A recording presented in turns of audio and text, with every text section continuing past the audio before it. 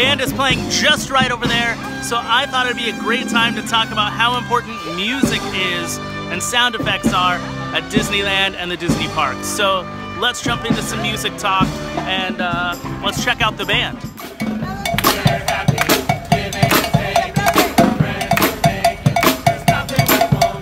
As you go down Main Street, one of the things that you notice is the music.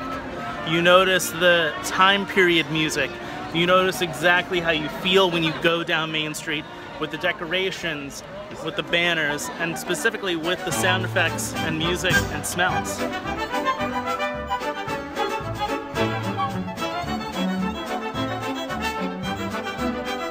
Main Street USA typically has some very light orchestral music.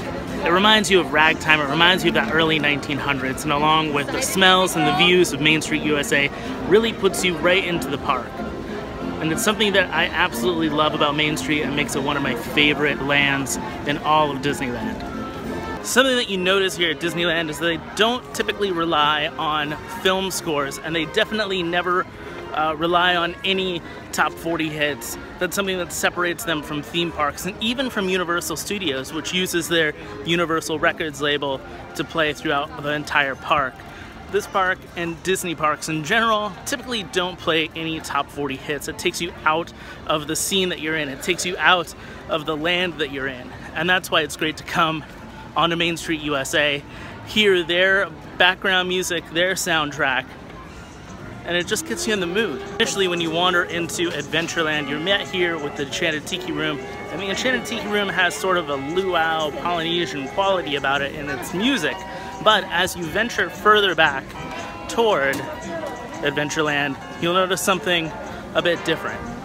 The music of Adventureland, near the Jungle Cruise, near Indiana Jones Adventure, and near the Bazaar actually is really 1930s, 1940s big band swing. And it's to set you in the time period, not exactly the place. The place tends to be far and distant, and you may not know where you are, but there's a comfort in hearing American jazz. There's a comfort in knowing that there's music around you that you could know, that you understand. And because of that comfort, you feel familiar in Adventureland, even though it seems strange and foreign and exotic. Just a quick side note, did anybody know that they have this Indiana Jones pinball machine in the now seating area for the Bingo Barbecue? That's amazing. One of the ideas that I love about the 1930s big band swing music playing back here in Adventureland is that it really is a continuation from Main Street all the way back to this side of the park, connecting even further back into New Orleans Square. So you're going from the early 1900s and 19-teens.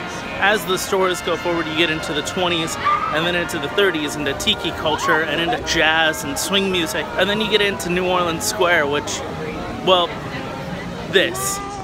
And as you end up here in New Orleans Square, you end up feeling like you're in the birthplace of jazz, which New Orleans very much is. But then you also have all of these great sound effects going on around you, outside the perfumery store, outside of the glass shop. And you get a feeling like this place is really lived in, and that right up above, on the second floor, maybe someone like Madame Leota is having a little psychic reading.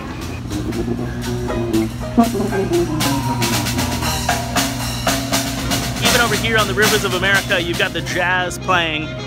That jazz that's coming straight across from New Orleans Square and from the Haunted Mansion over here.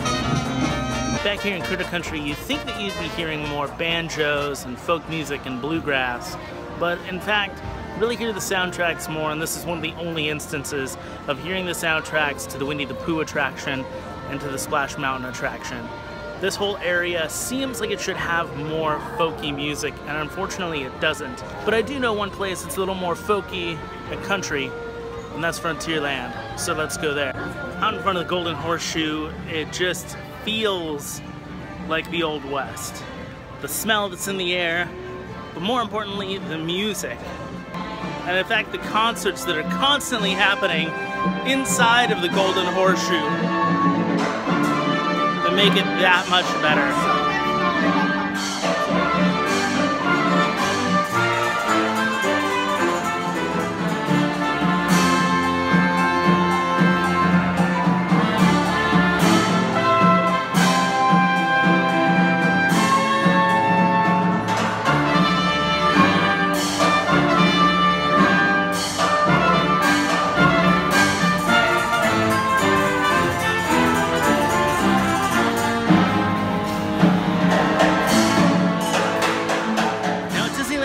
say that live music is just as important as background music. There's live music in all parts of the park, playing all styles of music. One of those things is it stops people and entertains them without them having to stand in line, which is great. Lowers the lines, that's always a good thing. But it also gives a special feeling to that style of music. For some people who have never seen live music, it's a chance for them to appreciate music a little bit more. And I'd like to appreciate something as well. I've got a fast pass for Big Thunder Mountain, so don't mind me.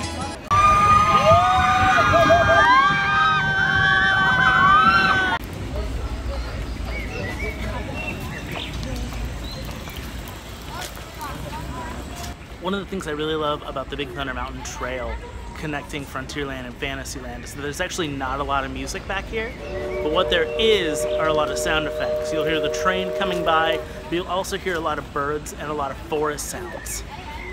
It just makes you sound kind of like you're out in the middle of nowhere. And in a busy theme park, sometimes that feeling is wonderful to have.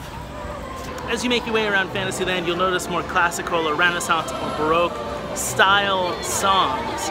In fact, a lot of these songs are the same songs from Disney fairy tale films, but done in an orchestral way or in a classical music kind of way. And that's to give off the state that you're in an older time period in a European village. Now, whether you like classical music or not really doesn't matter, because classical music, regardless of when it was made, regardless of where it was made, just seems timeless. And that's something that Fantasyland needs to be. It needs to be timeless, and the classical music, the orchestrations do that. And they also quite nicely make their way back into Toontown, so let's head that way.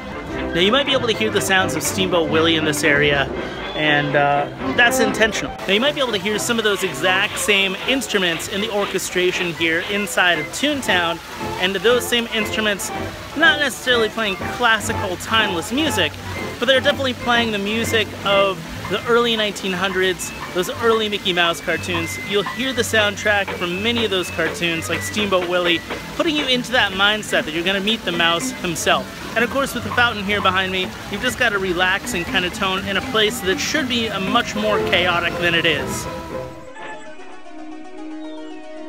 And last but not least, we have Tomorrowland. And Tomorrowland doesn't use regular instrumentation. It doesn't use tubas or guitars or drums or anything like that. It's a lot of synthesized sounds, a lot of computer-generated sounds. And those sounds help us think about what our future can be like, or what the future might sound like. And unlike some of the music of other areas, which is very much jazz or bluegrass or country, this music is really just ambient.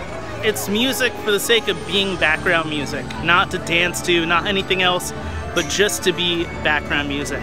And that's something that's interesting, because we're seeing a lot more and more ambient music pop up all around the world. It's becoming more and more of a popular medium and genre. And it's Tomorrowland, so it predicted the future, right?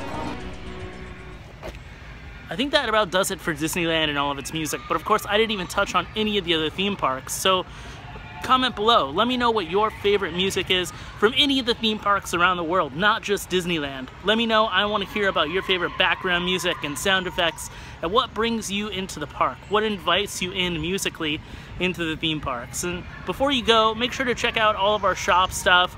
You can check out a shirt here, or maybe one of these ears here. You can click the links down below or go to network1901.com for all the details on that. At network1901.com, you'll also find all of our podcasts and all the other videos that we do over there. Just all the fun stuff that's going on with all of us at Network 1901. And until next time, thanks for watching, guys, and keep on moving, people.